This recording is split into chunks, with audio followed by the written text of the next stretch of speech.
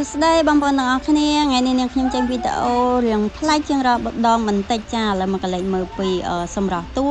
ហើយនឹងស្នាដៃការផាត់មុខរបស់កូនសិស្សលោកគ្រូលីហេងក្នុងថ្ងៃបញ្ចប់វគ្គសិក្សាថាមានអ្វីប្លែកហើយនឹងពិសេសហើយនឹងស្រស់ស្អាតប៉ុណ្ណានោះសូមតាមដានវីដេអូនាងខ្ញុំទាំងអស់គ្នា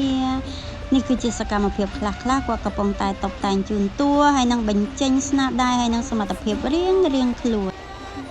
ហើយខ្ញុំក៏អរគុណដល់លោកគ្រូលីហេងសម្រាប់ការងារថ្ងៃនេះអរគុណច្រើនជូនពរលោកគ្រូ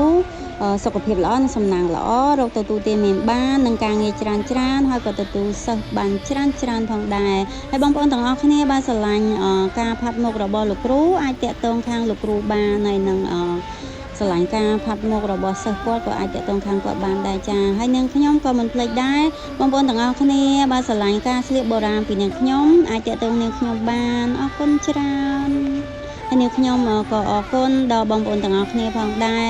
រាល់ដែលនាងខ្ញុំផុសវីដេអូទៅបងប្អូនតែងតែឲ្យបេះដូងនិងខមមិនជូនពរបងប្អូនទាំងអស់គ្នា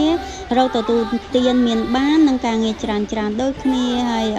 សូមទោសផងបងប្អូនបើការនិយាយស្ដីរបស់នាងខ្ញុំមានការទាស់ខុសត្រង់ណាហើយនឹងមិនសមរម្យត្រង់ណាអីសូមអធិស្ឋានផងអរគុណច្រើន